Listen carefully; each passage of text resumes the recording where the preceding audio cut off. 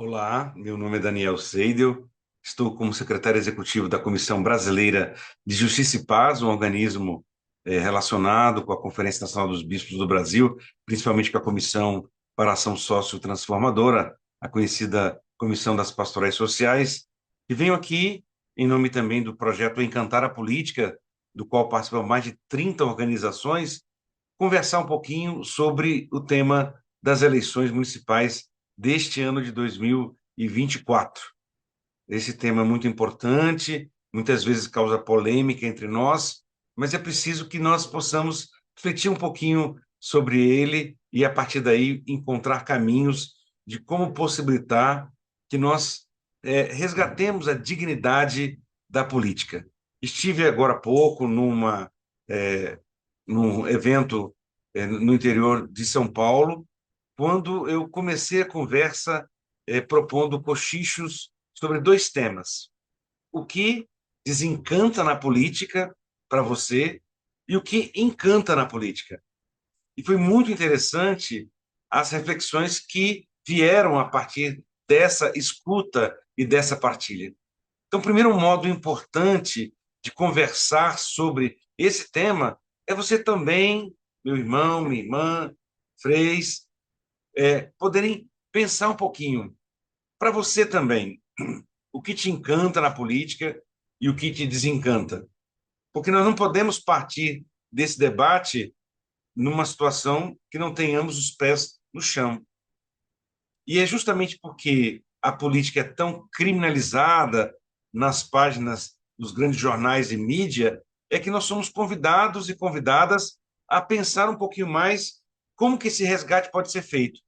E esse projeto Encantar a Política foi uma inspiração que ocorreu a várias organizações aqui no Brasil, principalmente no campo eclesial, para que nós pudéssemos justamente retomar a reflexão que Papa Francisco nos faz a partir da encíclica Fratelli Tutti. Nessa encíclica Fratelli Tutti, o Papa Francisco nos apresenta um itinerário de reflexão.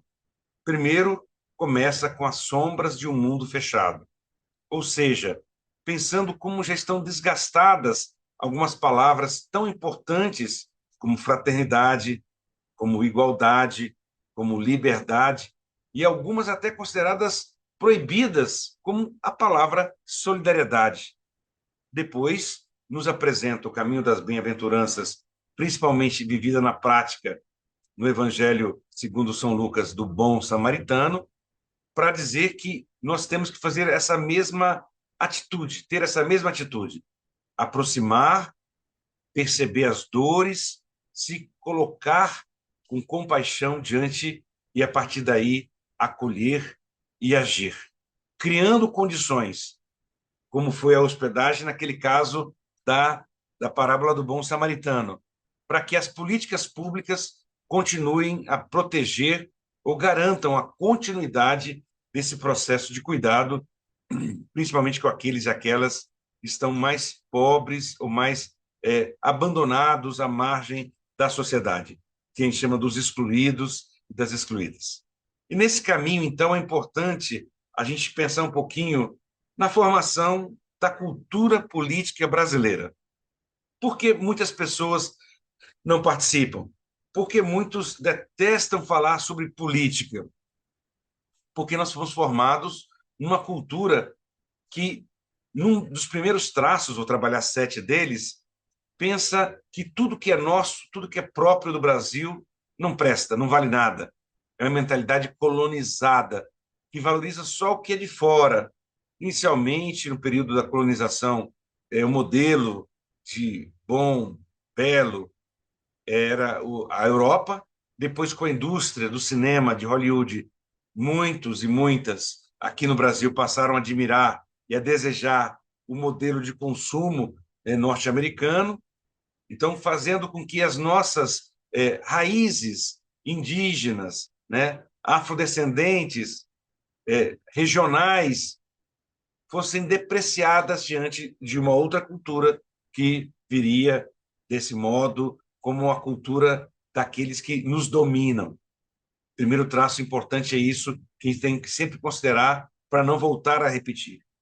Segundo traço importante da nossa cultura brasileira é o racismo e o desprezo pelo trabalho manual, pelo esforço físico, que advém muito de todo esse processo violento que foi efetivamente arrancar esses povos negros lá na Mãe África e trazê-los para serem escravizados, não reconhecendo a organização cultural, política, econômica que esses povos tinham na própria África.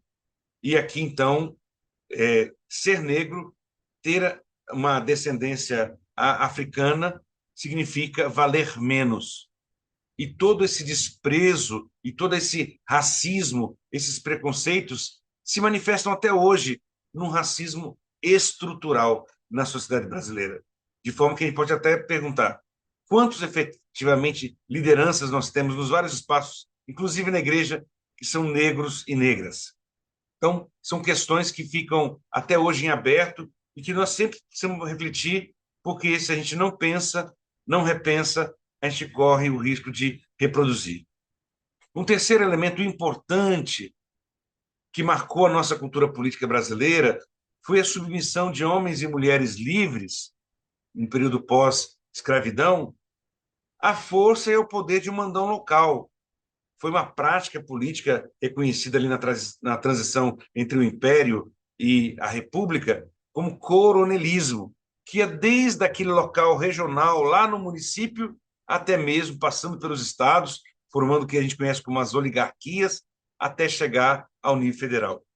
Uma cadeia de relações de poder que transformava aquilo que é o dever do Estado de prover e de criar as condições para o bem comum como troca de favores.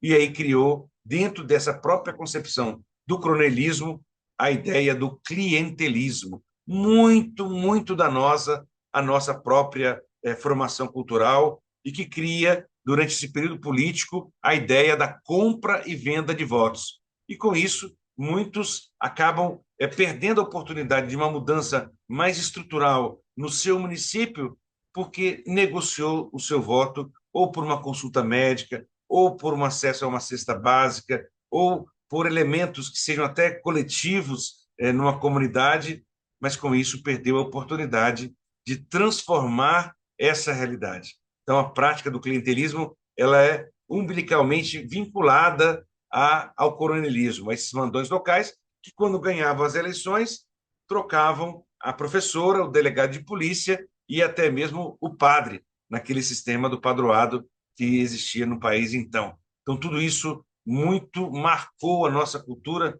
e talvez um dos grandes autores brasileiros para pensar isso seja Vitor Nunes Leal, né? Eleições, enxada e voto. E com isso ele nos ajuda a pensar toda essa prática que aconteceu e que, infelizmente, ainda acontece. Depois, ali, caminhando na história do Brasil, mais para o período do Estado Novo, nós tivemos a outorga da consolidação das leis do trabalho. Hoje, que nós tentamos minimamente voltar àqueles patamares. Mas só que significou que só tinha reconhecimento na sua cidadania quem era trabalhador ou trabalhadora. Não houve uma conquista do reconhecimento da dignidade de cada pessoa humana, enquanto um direito civil e enquanto a sua possibilidade de participação.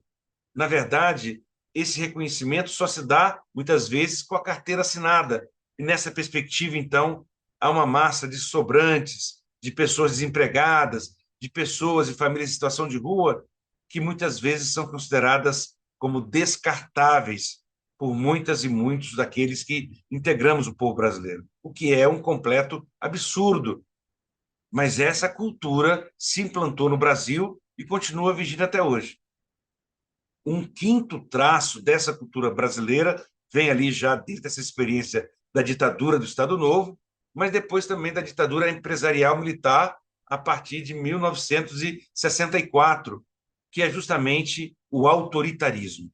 O autoritarismo do Estado, das estruturas de poder e da ideia de que, para que seja um político eficaz, tem que ser mandão, tem que ser autoritário, tem que ser desrespeitoso com a vontade popular. E isso marca muito aquele velho refrão: manda quem pode. Tenho certeza que você falou na sua cabeça, obedece quem tem juízo, é uma das catequeses mais bem feitas que na cultura popular se implantou no Brasil. E essa perspectiva ainda hoje marca tremendamente a nossa cultura política e nos faz, muitas vezes, ter uma relação com as autoridades de subalternidade. Isso não significa uma coisa é ter autoridade, respeitar aquele poder que nós instituímos e criar uma relação que possa ser construtiva com aquelas pessoas que, em determinado momento, lideram o nosso grupo, ou lideram uma comunidade, ou lideram um município, um país. Outra coisa é se submeter de forma subveniente, né? Sem matando a própria vontade, matando a leitura da realidade para poder ficar numa relação, muitas vezes, de subalternidade com essas autoridades. Aí não dá. Depois, outro traço muito importante, principalmente nessa linha da colonização ibérica, né, vinda da Europa, é toda a questão do patriarcado, que marca pelo machismo, que não é uma coisa só de homens, é de cultura, homens e mulheres estamos envolvidos nisso, e que legitima e naturaliza o absurdo que são as violências, os assédios, principalmente contra as mulheres, e mesmo contra os seus próprios corpos. E nesse sentido, então, as diferenças salariais que ainda hoje existem, o desprezo pela possibilidade da mulher participar da política e ser uma gestora no município, numa secretaria e, ao mesmo tempo, na Câmara dos Vereadores e das Vereadoras. Então, é muito importante que a gente possa repensar esses traços para poder efetivamente dar o passo seguinte. E, por último, um outro traço muito presente é a perspectiva do consumismo, ou seja, a cultura da imagem, a cultura do que a gente aparenta ser. E aí as redes digitais contribuíram tremendamente para isso, de ficar muito preocupados e presos e, ao mesmo tempo, preocupados com o que os outros vão falar de mim, ao invés de procurar viver e ser essa coerência com aquilo que nós mesmos acreditamos.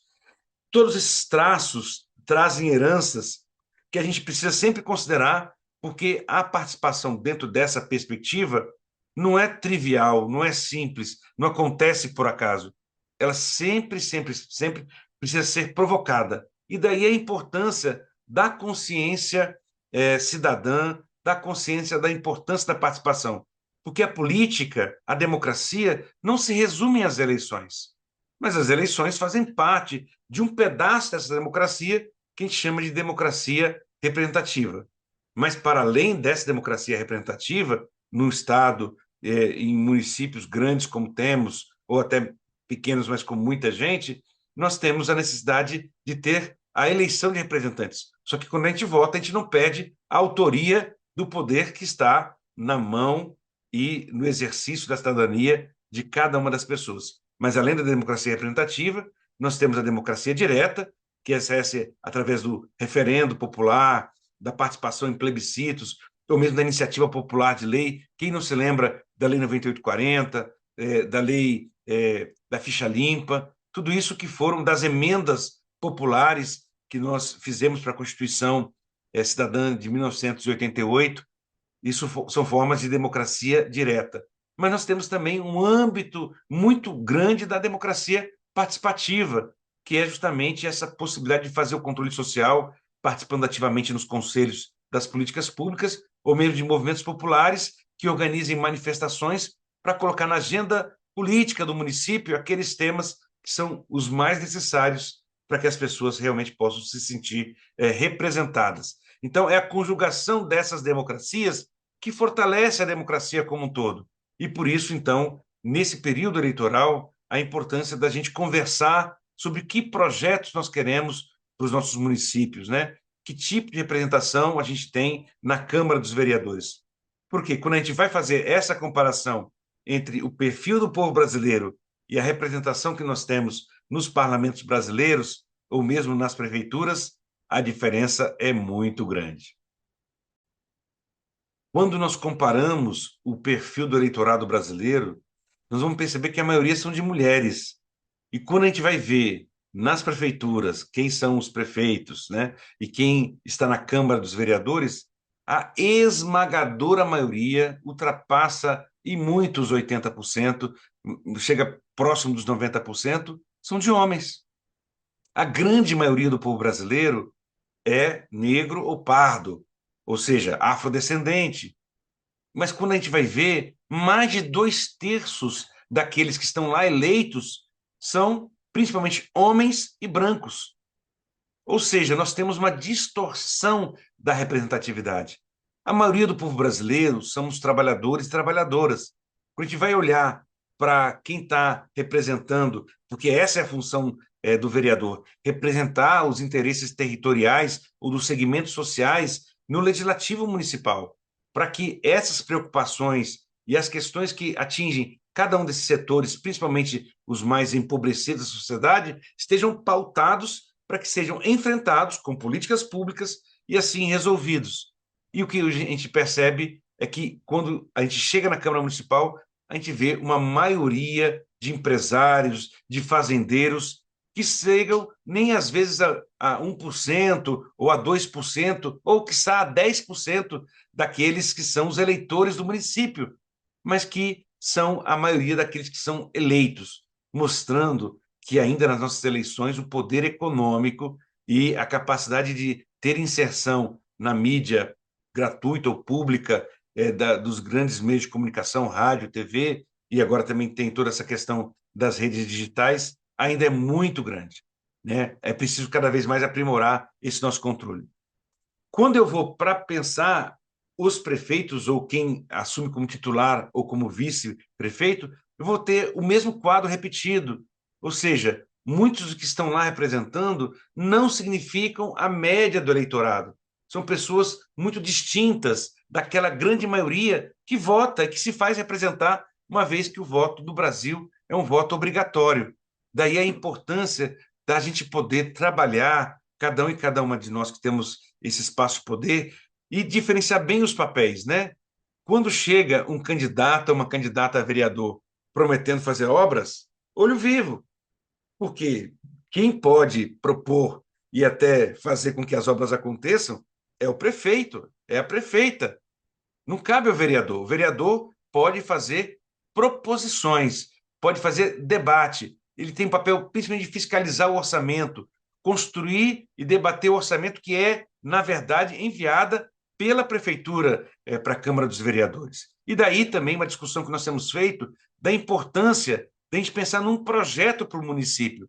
Porque se a gente vota no prefeito de um lado e no vereador ou na vereadora do outro, porque é muito comum, né, nas eleições municipais, a proximidade daqueles que são candidatos e candidatas com os eleitores é muito maior. E muitas vezes a gente faz o discernimento do nosso voto pela amizade pessoal. Mas o que será que aquele eleitor, que aquela eleitora está pensando? E para isso, então, nós estamos disponibilizando perguntas que podem ser feitas aos candidatos lá no portal do Encantar a Política, www.encantarapolitica, sem o acento ali na palavra política.org.br.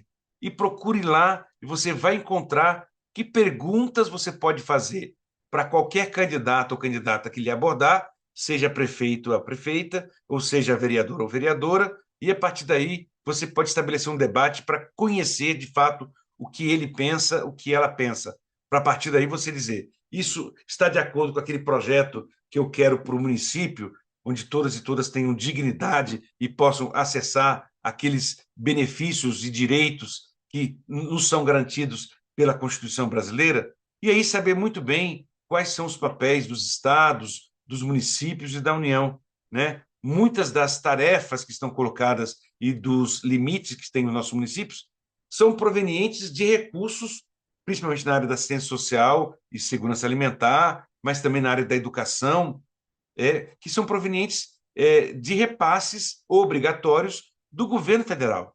Então, é muito importante que nós conheçamos também como é que se compõe o orçamento do município, né? Quais são as formas, se realizam muitas vezes audiências, mas como não são muito divulgadas, as pessoas acabam não participando. É muito importante, meu irmão e minha irmã, que você se engaje nessa perspectiva. Por isso que, dentro do projeto Encantar a Política, nós nos dedicamos a fazer um mutirão pela democracia, para que mais pessoas possam ter acesso a informações para formar a sua consciência crítica.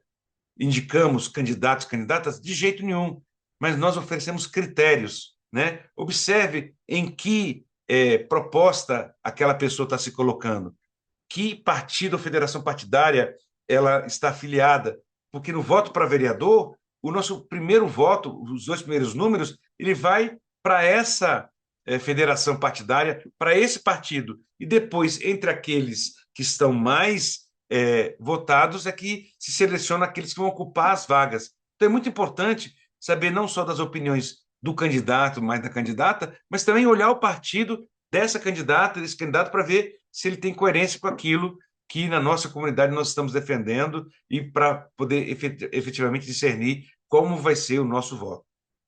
Feito esse processo de discernimento, de conhecimento das candidaturas, promovendo debates até na própria comunidade, também o eleitor tem que ter esse papel ativo. É muito importante que nós também, a partir desse discernimento, não só votemos, mas também possamos apoiar. Muitas vezes organizar uma reunião na nossa casa, ou motivar um grupo de pessoas para que possa participar de uma roda de conversa. A revista Casa Comum, www.revistacasacomum.com.br, é uma ação dos franciscanos, impressa e distribuída pelos paulinos, e que, na sua edição número 8, foi o nosso caderno para essas eleições municipais de 2024.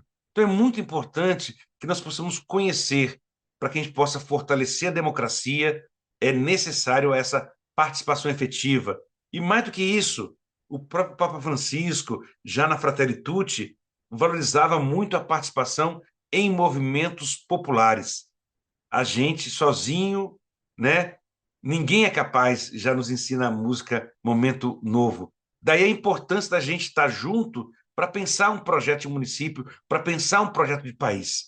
Então, nessas eleições, vocês também podem acessar lá na página e no portal do Encantar a Política a atualização do capítulo 5º do caderno que nós utilizamos nas eleições de 2022, do caderno de formação política, que tem uma atualização com um passo a passo muito criterioso para que você, meu irmão, minha irmã, possa colaborar com outros também no discernimento do seu voto. O seu engajamento, a sua participação e principalmente a participação coletiva no apoio a candidaturas que tenham pessoas que estão liderando, que vêm de uma trajetória de lutas concretas em favor do povo, que não estão caindo de paraquedas na comunidade, mas que efetivamente têm uma inserção, observando aqueles que também estão na mesma coligação, o partido, porque às vezes a gente dá o voto naquela pessoa da comunidade, mas elege lá uma raposa velha que está lá há muito tempo no poder e que não quer mudar nada.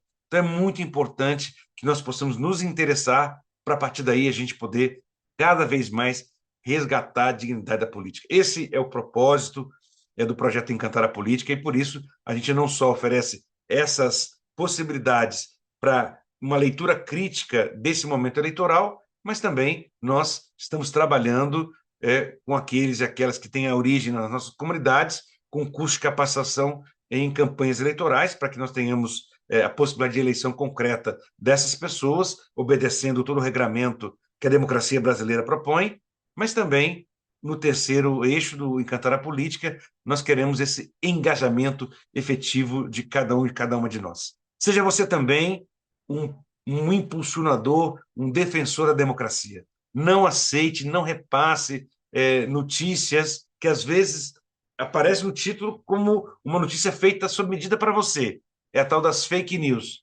Mas que, se você não leu, se você não conferiu as fontes, não repasse, porque senão é a sua credibilidade que vai fazer com que o outro seja enganado, e isso é uma responsabilidade muito grande. Então, contamos com você, meu irmão, minha irmã, com cada um e cada uma de vocês, para que nós possamos seguir adiante e fazer, de fato, dessas eleições municipais de 2024 uma grande festa da democracia, para que, a partir daí, nós tenhamos uma esperança renovada, já que estamos começando, nesse próximo dia 1º de setembro, o tempo da criação, no qual cada um e cada uma de nós somos convocados a também reconhecer a presença de Deus e cuidar da criação, para que, ouvindo o grito dos pobres e ouvindo o grito da natureza, da terra, nós possamos nos colocar a serviço e a serviço da vida plena. Um abraço, coragem, sempre, sempre, sempre.